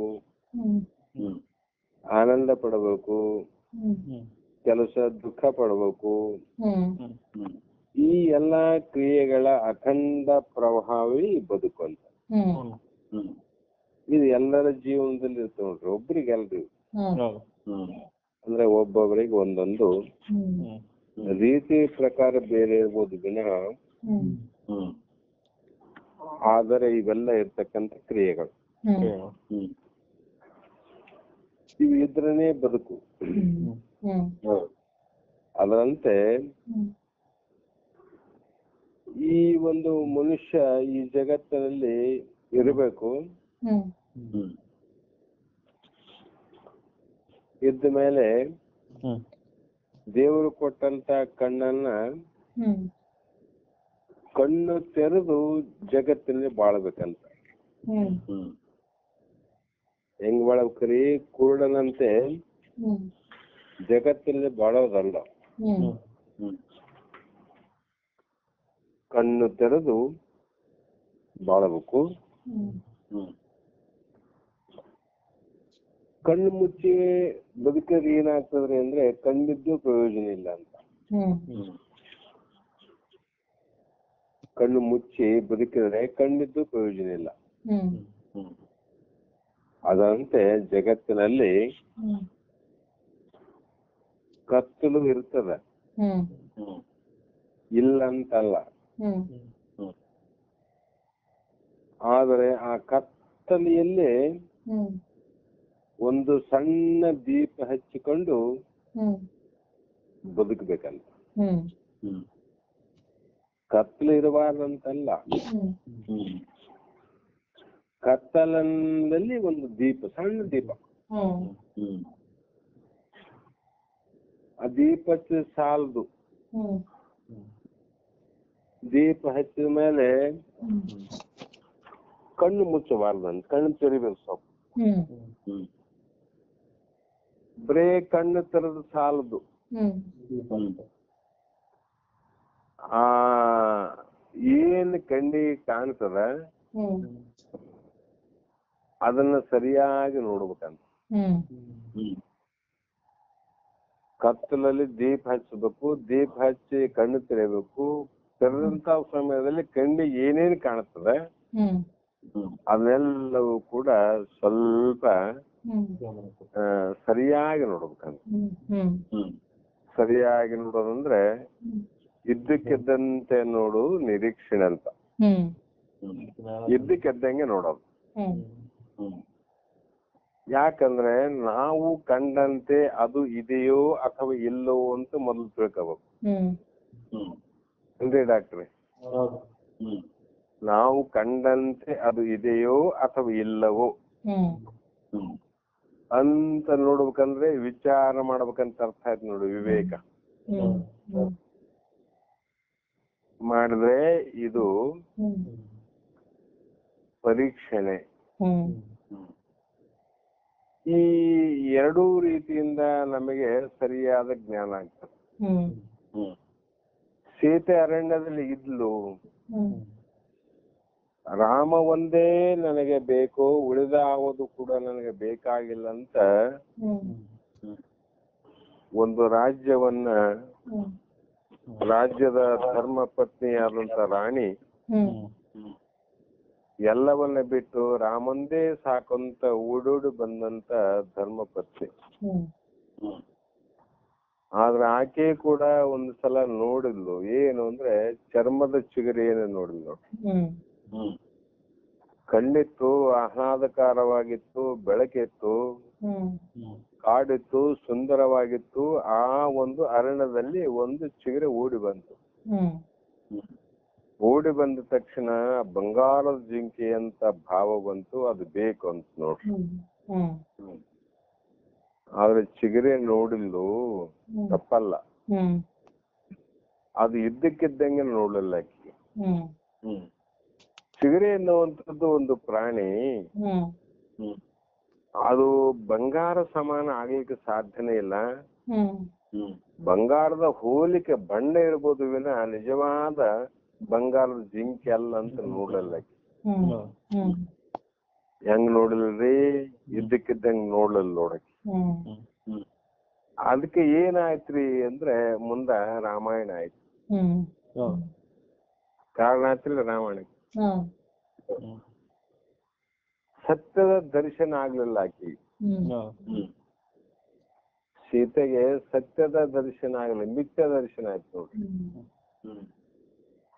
ಇರುವುದು ಚರ್ಮ, ಕಂಡದ್ದು ಬಂಗಾರ ಜಿಂಕೆ. ಅದೇ ರೀತಿ ರಾವಣನು ಕೂಡ ಸೀತೆ ಮೇಲೆ ಪ್ರೀತಿ ಆಗ್ಬೇಕಾದ್ರೆ ಸತ್ಯದ ದರ್ಶನ ಆಗಲ್ಲ ಅಂತ. ಸತ್ಯದ ದರ್ಶನ, ಇದು ಒಂದು ಸ್ತ್ರೀ, ಇದು ಅಲ್ಲಿ ಮಂಡೋದರಿ ಹೇಗೆ ತನ್ನ ಧರ್ಮಪತ್ನಿ ಸ್ತ್ರೀ, ಅದೇ ರೀತಿ ರಾಮನಿಗೆ ಹೆಂಡತಿಯಾದ ಸೀತೆಯು ಕೂಡ ಒಂದು ಸ್ತ್ರೀ. ಇದರಲ್ಲಿ ವಿಶೇಷ ಏನಿಲ್ಲ, ಅದರಲ್ಲಿ ಏನು ಕಡಿಮೆ ಇಲ್ಲ ಅಂತಕ್ಕಂತ ಭಾವ ಬಂದ್ರೆ ಅವೆಲ್ಲ ಅನಿತ್ಯವಾದ ವಸ್ತುಗಳು ಅಂತ ತಿಳ್ಕೊಂಡಿದ್ರೆ ಅದರ ಮೇಲೆ ಮೋಹನೆ ಮಾಡ್ತಿದ್ದಿಲ್ಲ. ರಾವಣ ರಾಕ್ಷಸನಾಗಿ ರಾಮನಿಂದ ಸಾಯ್ತಿದ್ದಿಲ್ಲ.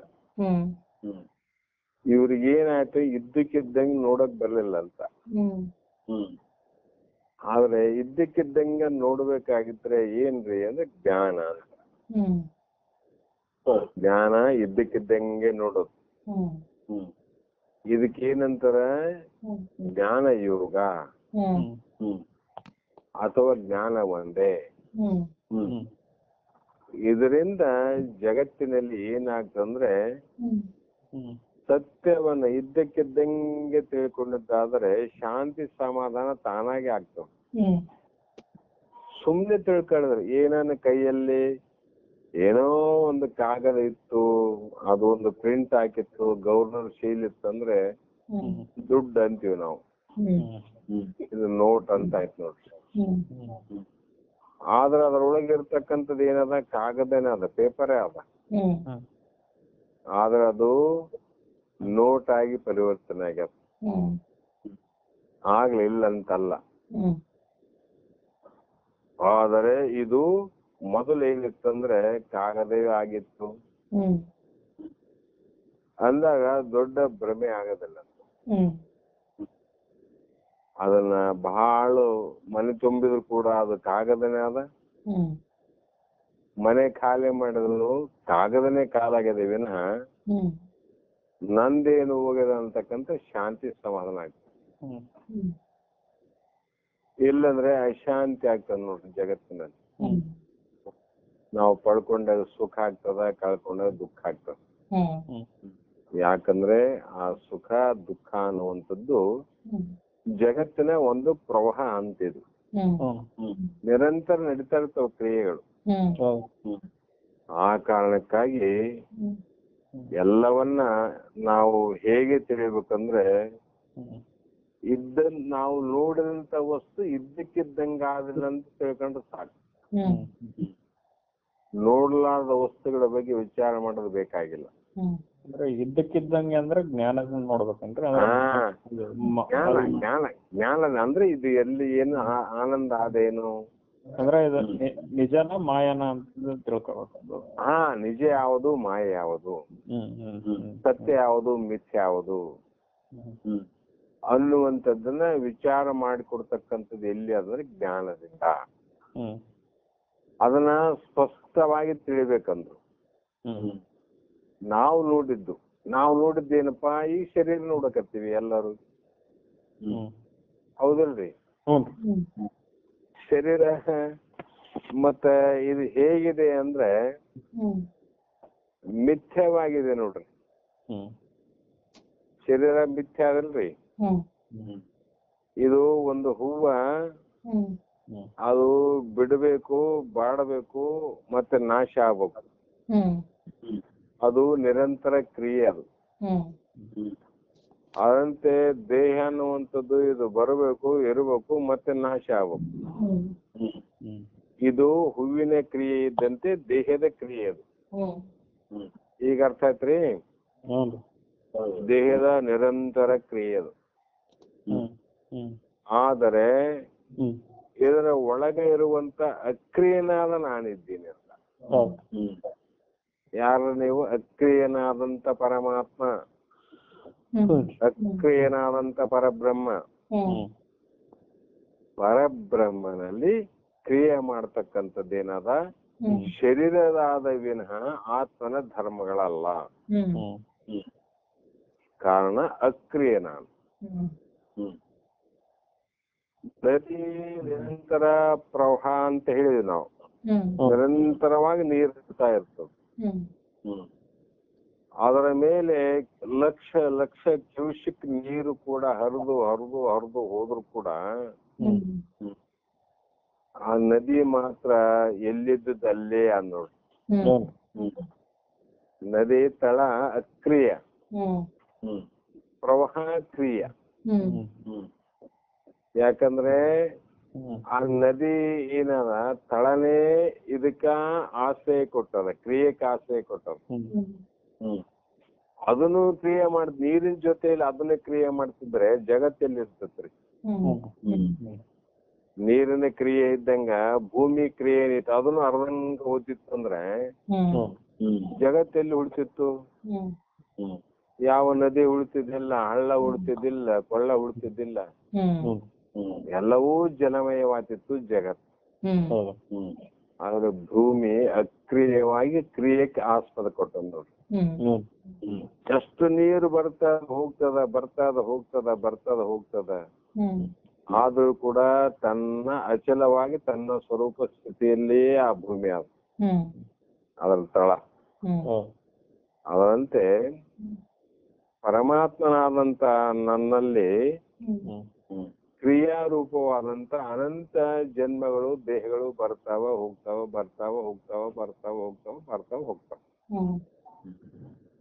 ಆದರೆ ನಾನು ಬರುವವನು ಅಲ್ಲ, ಹೋಗುವವನ. ನದಿ ನೀರನ್ನ ಕರ್ಕೊಂಡು ಬಂದಿಲ್ಲ, ನದಿಯೊಳಗೆ ನೀರು ಬಂದು ಸೇರಿ ನೋಡ್ರಿ. ಅವೇ ಬರ್ತಾವ, ಅವೇ ಹೋಗ್ತಾವ. ಅದು ತಾನು ಹೋಗೋದಿಲ್ಲ, ಬರೋದಿಲ್ಲ, ಅಚಲ ಅಥವಾ ಅಕ್ರಿಯ ಅಥವಾ ಆಶ್ರಯ, ಅಧಿಷ್ಠಾನ. ಅದಂತೆ ಆತ್ಮನ ನಾನು ಅನಂತ ಬರ್ತಾವ ಹೋಗ್ತಾವ. ಅವೇ ಬರ್ತಾವ, ಅವೇ ಹೋಗ್ತಾವ. ನೀರೇ ಬರ್ತಾವ, ನೀರು ಹೋಗ್ತಾವ. ದೇಹಗಳು ಬರ್ತಾವ, ದೇಹ ಹೋಗ್ತಾವ. ಆದ್ರೆ ನಾನು ಅಚಲವಾದಂತ ಪರಮಾತ್ಮ. ಈ ಜ್ಞಾನ ಏನು ಅಂದ್ರೆ ಜ್ಞಾನವೇ ಇದಕ್ಕೆ ಕಾರಣ ಅಂತಂದ್ರೆ, ಜ್ಞಾನದಿಂದಲೇ ಮೋಕ್ಷ ಅಂತ ಅಂದಾಗ ಈ ವಿಚಾರಗಳಿಂದನೇ ಅನುಭವ ಆಗ್ತದೆ ವಿನಃ ಕರ್ಮಗಳ ಭೇದ ವಾಸನೆಗಳಿಂದ ಭೇದಕ್ಕೆ ಸಂಸ್ಕಾರ ಆಗ್ತವೆ ವಿನಃ ಮೋಕ್ಷಕ್ಕೆ ಸಂಸ್ಕಾರಗಳಲ್ಲ. ಅದಕ್ಕೆ ಕೆಲವು ರೀತಿ ತಿಳ್ಕೊಂಡ್ರು, ಕೆಲವು ರೀತಿ ತಿಳ್ಕೊಂಡ್ರು ಕೂಡ ಅವರೆಲ್ಲರೂ ಭೇದವಾದಿಗಳೇ. ಅಭೇದವಾದಿಯಾದಂತ ಆತ್ಮ ಮಾತ್ರ ಅಜ್ಞಾನ ವೇದಾಂತಿಗಳು ಮಾತ್ರ ಯಾವ ಕಾಲಕ್ಕೂ ಜ್ಞಾನವೊಂದನ್ನು ಬಿಟ್ಟರೆ ಬೇರೆ ಇದರಿಂದ ಮುಕ್ತಿ ಇಲ್ಲ ಅನ್ನುವಂತ ಸಿದ್ಧಾಂತವನ್ನೇ ಪ್ರತಿಪಾದನೆ ಮಾಡ್ತಾರ. ಅದು ಎಲ್ಲವೂ ಶ್ರುತಿ ಪ್ರಮಾಣ ಉಂಟು, ವೇದ ಪ್ರಮಾಣ ಉಂಟು, ಋಷಿಗಳ ಪ್ರಮಾಣ ಉಂಟು, ಶರಣರ ಪ್ರಮಾಣ ಉಂಟು, ಸ್ವಾನುಭಾವ ಉಂಟು ಅನ್ನುವಂತ ಮಾತನ್ನ ಈ ಶ್ಲೋಕದಲ್ಲಿ ಹೇಳ್ತಾ ಬಂದ್ರು ನೋಡ್ರಿ. ಇದನ್ನ ಕೇಳಿದ ಮೇಲೆ ಮತ್ತೆ ಏನು ಪ್ರಾರಂಭ ಆಗ್ತದ? ಜ್ಞಾನ ಒಂದೇ ಮುಕ್ತಿಗೆ ಸಾಧನವಾದದ್ದೆಂದು ಹೇಳಿದ ಮೇಲೆ ಇದು ನಿಜವಾದ ಪಕ್ಷಕ್ಕೆ ಮೋಕ್ಷ ಆಪೇಕ್ಷಿಗಳಾದ ಜಗತ್ತಿನ ಜೀವರೆಲ್ಲರೂ ಜ್ಞಾನ ಒಂದೇ ಮೋಕ್ಷಕ್ಕೆ ಸಾಧನ ನೋಡ್ರಿ. ಇದು ಪ್ರಮಾಣ ಸುತಸಿದ್ಧ ಅನುಭವ. ಇದೇ ನಿಜ ಆಗಿತ್ತಂದ್ರೆ ಜ್ಞಾನವೇ ಮೋಕ್ಷಕ್ಕೆ ನಿಜವಾದ ಸಾಧನ ಆಗಿತ್ತಂದ್ರೆ ಮೋಕ್ಷ ಆಪೇಕ್ಷೆಗಳಾದ ಕೆಲವರಾರು ನೋಡ್ರಿ ಜಗತ್ತಿನಲ್ಲಿ. ಆ ಮೋಕ್ಷ ಆಪೇಕ್ಷೆಗಳಾದ ಜಗತ್ತಿನ ಜನರೆಲ್ಲರೂ ಜ್ಞಾನವನ್ನೇ ಅವಲಂಬಿಸಬೇಕಾಗಿತ್ತು. ಎಲ್ಲರೂ ಜ್ಞಾನ ಸಂಪಾದನೆ ಮಾಡಬೇಕಾಗಿತ್ತು. ಹಾಗೆ ಆಪೇಕ್ಷ ಇಲ್ಲದೆ ಈ ಕೆಲವರು ಕರ್ಮ ಭಕ್ತಿ ವೈರಾಗ್ಯಾದಿಗಳನ್ನು ಆಪೇಕ್ಷೆ ಮಾಡಲು ಕಾರಣವೇನು? ಇದನ್ನ ಮಾಡ್ಬೋದಾಗಿತ್ತಲ್ಲ ಎಲ್ಲರೂ. ಎಲ್ಲರಿಗೂ ಮೋಕ್ಷ ಬೇಕಾಗ್ಯದ, ಎಲ್ಲರಿಗೂ ಆನಂದ ಬೇಕಾಗ್ಯದ. ಎಲ್ಲಾ ಜೀವಿಗಳು ಈ ಜ್ಞಾನವನ್ನೇ ಸಂಪಾದನೆ ಮಾಡೋದು ಬಿಟ್ಟು ಕರ್ಮ ಭಕ್ತಿ ವೈರಾಗ್ಯ ಯೋಗಗಳನ್ನ ಯಾಕೆ ಅವರು ಆಪೇಕ್ಷೆಯನ್ನು ಮಾಡ್ತಾರ? ಇದಕ್ಕೆ ಕಾರಣ ಏನು ಎಂಬ ಪ್ರಶ್ನೆ ಬಂದ್ರೆ ಜಗತ್ತಿನ ಜನರೇನಪ್ಪ ಜ್ಞಾನವನ್ನ ಆಪೇಕ್ಷ ಮಾಡಿಕೊಳ್ಳದಿರುವುದಕ್ಕೆ ಕಾರಣ ಏನಂತ ಕೇಳಿದಲ್ಲ ನೀನು. ಆ ಕಾರಣಕ್ಕ ಜಗತ್ತಿನಲ್ಲಿ ಉತ್ತಮ ಅಧಿಕಾರಿಗಳು, ಮಧ್ಯಮ ಅಧಿಕಾರಿಗಳು, ಕನಿಷ್ಠ ಅಧಿಕಾರಿಗಳು, ಉತ್ತಮೋತ್ತಮ ಅಧಿಕಾರಿಗಳು ಇದ್ದು ಅಧಿಕಾರತ್ವದಲ್ಲಿ ತಾರತಮ್ಯ ಉಂಟು. ಆ ಕಾರಣಕ್ಕಾಗಿ ಆ ಅಧಿಕಾರ ತಾರತಮ್ಯದಿಂದ ಈ ಒಂದು ಆಪೇಕ್ಷೆಯಲ್ಲಿ ಭೇದವನ್ನು ಮಾಡ್ತಾರ ಅಂದ್ರು. ಜ್ಞಾನದಂತ ಭೇದ, ಕರ್ಮ ಭೇದ, ಉಪಾಸನ ಭೇದ. ಯಾಕಂದ್ರೆ ಅಧಿಕಾರಿಗಳ ಭೇದದಿಂದ ಅನ್ನುವುದನ್ನ ಈ ಮುಂದಿನ ಶ್ಲೋಕದಲ್ಲಿ ಹೇಳ್ತಾರ. ಟೈಮ್ ಎಷ್ಟಾಯ್ತ್ರಿ? ಎಷ್ಟ್ರಿ? 11:20.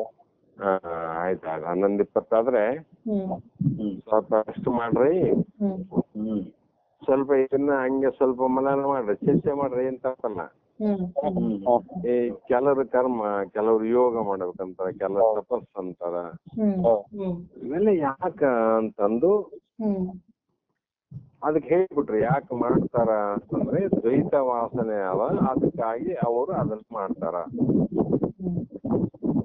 ಮುಕ್ತ ಮತ್ತೆ ಇಷ್ಟೆಲ್ಲ ಜ್ಞಾನವೇ ಮೋಕ್ಷಕ್ಕೆ ಕಾರಣ ಅಂತ ಹೇಳಿದ್ಮೇಲೆ ಎಲ್ಲಾ ಜಗತ್ತಿನ ಜೀವಿಗಳೆಲ್ಲರೂ ಮೋಕ್ಷವನ್ನ ಪಡಿಬೇಕು ಅಂತ ಅಪೇಕ್ಷಿದ್ರು ಕೂಡ ಎಲ್ಲರೂ ಯಾಕೆ ಜ್ಞಾನವನ್ನ ಇಚ್ಛೆ ಮಾಡಂಗಿಲ್ಲ? ಮತ್ತೆ ಕರ್ಮನ್ನೇ ಮಾಡ್ಬೇಕಂತಾರ, ಭಕ್ತಿಯಲ್ಲೇ ತಲ್ಲೀನರಾಗ್ಯಾರ, ವೈರಾಗ್ಯದಲ್ಲೇ ತಲ್ಲೀನರಾಗ್ಯಾರ. ಇದಕ್ಕೆ ಕಾರಣ ಏನಂದ್ರೆ ಜ್ಞಾನದಲ್ಲಿ ಭೇದ ಇಲ್ಲ, ಅವರ ಬುದ್ಧಿಯ ಭೇದ. ಆ ಬುದ್ಧಿಯ ಭೇದದಿಂದ ಅವರವರ ಆಯ್ಕೆಗಳನ್ನು ಮಾಡಿಕೊಂಡಿರುತ್ತಾರೆ ವಿನಃ ಇದು ಜ್ಞಾನದಲ್ಲಿ ಭೇದ ಇಲ್ಲ ಅಂದ್ರ ಅವರ ಕರ್ಮ ಅವರ ಬುದ್ಧಿ ಭೇದದಿಂದ ಅಂತ ಮುಂದಿನ ಶ್ಲೋಕ ಅಂದ್ರೆ ನಾಳೆ ಶ್ಲೋಕದಲ್ಲಿ ಮತ್ತೆ ಅದನ್ನ ಸ್ವಲ್ಪ ವಿಚಾರ ಮಾಡನ್ರಿ. ಒಟ್ಟು ಏನಂದ್ರೆ ನಾವು ಯಾವುದನ್ನ ಜ್ಞಾನ ಅಂದ್ರೆ ಹೇಗೆ ಎಂಬ ಉದ್ದೇಶಕ್ಕಾಗಿ ನಾ ಹೇಳಿದೆ. ಈಗ ನದಿಯ ದೃಷ್ಟಾಂತವನ್ನು ಹೇಳಿದ್ದೆ ಅದಕ್ಕಾಗಿ. ಆಮೇಲೆ ನೋಡುವ ದೃಷ್ಟಿ ಹೇಗಿರ್ಬೇಕಂದ್ರೆ ಏನನ್ನ ನೋಡ್ತೀವಿ ಅದ್ರ ಬಗ್ಗೆ ಪಕ್ಕ ತಿಳಿಬೇಕು ನಮ್ಗೆ ಅಷ್ಟ. ಇದ್ದಕ್ಕಿದ್ದಂಗೆ ನೋಡ್ಬೇಕಂತ ಅಂದ್ರೆ ದೇಹ ಯಾವಾಗ್ಲೂ ಇರೋದಲ್ಲ, ಕಾರಣ ಹೂವು ಯಾವಾಗಲೂ ಇರೋದಲ್ಲ, ಅದು ಒಂದಿಲ್ಲ ಒಂದ್ ದಿವ್ಸ ಬಾಡೋದು. ಈ ದೇಹ ಆದ್ರೂ ಕೂಡ ಯಾವಾಗಲೂ ಇರೋದಲ್ಲ, ಒಂದಿಲ್ಲ ಒಂದ್ ದಿವ್ಸ ಸಾಯೋದು. ಅಂದ್ರೆ ಈ ವಸ್ತುವನ್ನ ಇದ್ದಕ್ಕಿದ್ದಂತೆ ನೋಡುವ ಭಾವ ಮೊದಲೇ ಬಂತಂದ್ರೆ ನಮಗೆ ಆನಂದ ಆಗ್ತದೆ, ದುಃಖಕ್ಕೆ ಜಾಗನೇ ಇಲ್ಲ ಅಂತ. ನೋಡ್ರಿ ಎಷ್ಟೋ ಮಂದಿ ದೇವರ ಕೊರಳಲ್ಲಿ ಹೂವಿನ ಹಾರವನ್ನ ತಂದು ಹಾಕ್ತಾರ ಪೂಜ್ಯ ಭಾವನೆಯಿಂದ, ಭಕ್ತಿಯಿಂದ. ಆ ತರುವಾಗ ಇದ್ದಂತ ಹೂವನ್ನ ಅರ್ಪಣೆ ಮಾಡಿದಾಗ ಏನು ಸಂತೋಷ ಪಟ್ರು ನಂತರದ ವಿಚಾರಗಳನ್ನ ತಲೆ ಇಟ್ಟುವಂಗಿಲ್ಲ ಅವ್ರು. ಯಾಕಂದ್ರೆ ಒಂದ್ 2-3 ತಾಸು ಆದ್ಮೇಲೆ ಇದು ಬಾಡಿ ಹೋಗ್ತದ, ನಾಳೆಗೆ ಇದು ಹೂವು ನಾ ತಂದ ಹೂವಿನ ಹಾರ ದೇವರ ಕೊರಳಲ್ಲಿ ಇರಂಗಿಲ್ಲ ಅಂತ ಅವ್ರಿಗೆ ಗೊತ್ತದು. ಯಾರಿಗೆ ತಂದಂತವ್ರಿಗೆ, ತಂದಂತ ಭಕ್ತಿಗೂ ಗೊತ್ತು, ಆ ಹೂವಿನ ಮಾಲೆಯನ್ನ ಕಟ್ಟಿದವನು ಗೊತ್ತು, ಹೂ ಮಾಲೆಯನ್ನ ಕೊರಳಲ್ಲಿ ಹಾಕಿದ ಪೂಜಾರಿಗ್ ಗೊತ್ತು. ಇವತ್ತಿದ್ದು ನಾಳೆ ಇರಂಗಿಲ್ಲ ಅಂತ. ಹೌದಲ್ರಿ? ಇವತ್ತಿದ್ದು ನಾಳೆ ಇರಂಗಿಲ್ಲ ಅಂದಾಗ ಇವತ್ತೇ ಇದ್ದು ನಾಳೆ ಒಂದೇ ದಿನದಲ್ಲಿ ಇರಂಗಿಲ್ಲ ಅಂದ್ಮೇಲೆ ಇವತ್ತ ಇದ್ದಂತ ಜಗತ್ತು 100 ವರ್ಷದ ಮೇಲೆ ಹಿಂಗೆ ಹೆಂಗಿರ್ತದಂತ. ಹಿಂಗಿರಕ್ ಸಾಧ್ಯ ಇಲ್ಲ ಅಂತ ಆ ಯಾವ ಹೂವನ್ನ ಹಾಕಿದ ಆದ್ರೆ ಅದ್ರ ಸತ್ಯತೆಯನ್ನು ತಿಳ್ಕೊಂಡಿದ ನಾಳೆಗೆ ಹಿಂಗೆ ಇರಂಗಿಲ್ಲ ಅಂತ. ಆದ್ರೆ ನಾವೇನ್ ತಿಳ್ಕೊಂಡಿವಿ, ಜಗತ್ತನ್ನ ನೋಡಿದೀವಿ, ಮಾಡಿದೀವಿ, ನೋಡಿದ್ದನ್ನ ಹಿಂಗೆ ಇರ್ಬೇಕಂತ ಇಚ್ಛೆ ಮಾಡಿದ್ರಲ್ಲ, ಇದು ನಮ್ಗೆ ಅಜ್ಞಾನ ಆಯ್ತು. ಇದೇ ನಮ್ಗೆ ಅಜ್ಞಾನ. ಅದು ಇರ್ಲಿಕ್ಕೆ ಸಾಧ್ಯ ಅದಲ್ರಿ? ಆದ್ರೂ ಭಗವಂತ ಬಹಳ ಚಂದ ಮಾಡ್ಯಾನ. ಹೂವಿಗೆ ಕೊಟ್ಟಷ್ಟು ಮನುಷ್ಯ ದೇಹವನ್ನ ಕೊಟ್ಟು ಒಂದೇ ದಿನ ಆಯುಷ್ಯ ನಮಗ್ ಕೊಟ್ಟಿದ್ರೆ ಎಷ್ಟು ಕಷ್ಟ ಆಗ್ತಿತ್ರಿ. ಹೂವಿಗೆ ಒಂದೇ ದಿನ ಅಲ್ರಿ ಬದುಕು. ನಮಗೂ ಈ ಶರೀರ ಕೊಟ್ಟು ಒಂದೇ ವರ್ಷ ಬದುಕು ಕೊಟ್ಟಿದ್ದ, ಒಂದೇ ದಿನದ ಬದುಕು ಕೊಟ್ಟಿದ್ದಂದ್ರೆ ಎಷ್ಟು ನಿಷ್ಪ್ರಯೋಜನ ಆಗ್ತಿತ್ತು.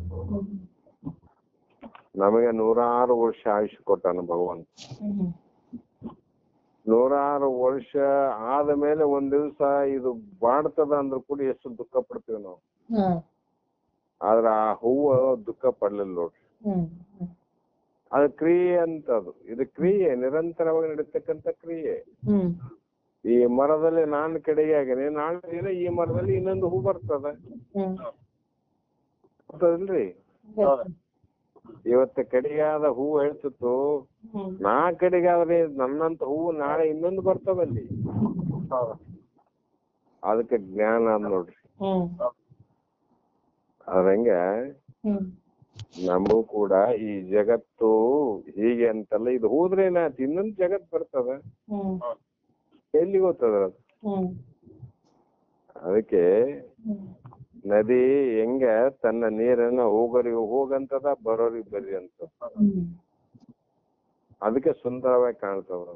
ಹ್ಮ್ ನದಿ ದಡದ ಮೇಲೆ ನಿಂತು ನೋಡಿದ್ರೆ ಎಷ್ಟ್ ಚಂದ ಕಾಣ್ತದ್ರಿ.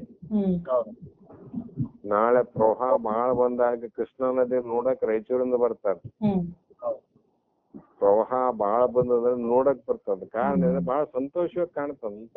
ಹ್ಮ್ ಅದು ಬಂದ ನೀರು ಹೊರಗ್ ಬಿಡ್ಲಿಲ್ಲ ಅಂದ್ರೆ ಹ್ಮ್ ಅದ್ ನೋಡಕ್ ಯಾರು ಹೋಗ್ತಿದ್ದಿಲ್ಲ. ಹ್ಮ್ ಹಿಂಗ್ ಬರ್ತಿರ್ತದ, ಹಿಂಗ ಹೋಗ್ತಿರ್ತದ, ಬರ್ತಿರ್ತದ, ಹೋಗ್ತಿರ್ತದ. ಅದರಂತೆ ಜಗತ್ತು ಅನ್ನುವಂಥದ್ದು ಪರಬ್ರಹ್ಮನಲ್ಲಿ ಬರ್ತಿರ್ತದ, ಜಗತ್ತು ಹೋಗ್ತಿರ್ತದ. ಹ್ಮ್ ಆದ್ರೆ ಬ್ರಹ್ಮ ಮಾತ್ರ ಹಂಗೇ ಇರೋನಂತ ಸದಾಕ. ಹ್ಮ್ ಆ ಬ್ರಹ್ಮ ಸ್ವರೂಪ ನಾವು ಅಂದ್ರೆ ನಾವು ಸದಾಕಾಲ ಇರೋರೆ. ಹ್ಮ್ ಎಂದೂ ನಾವು ನಾಶ ಆಗೋರಲ್ಲ, ಹ್ಮ್ ಎಂದು ಹೋಗೋರಲ್ಲ ಹ್ಮ್ ಅಂತ ಇಷ್ಟು ಸತ್ಯ ದರ್ಶನ ಆಯ್ತಿಲ್ಲ, ಹ್ಮ್ ಅದೇ ಮುಕ್ತಿ, ಹ್ಮ್ ಇದೇ ಆನಂದ. ಹ್ಮ್ ಇಂಥ ಆನಂದ ಪಡಿಬೇಕಾದ್ರೆ ಏನ್ ಮಾಡಕಮ್ಮ, ಇಷ್ಟೇ ಜ್ಞಾನವನ್ನ ಸಾಧನೆ ಮಾಡ್ಬೇಕು.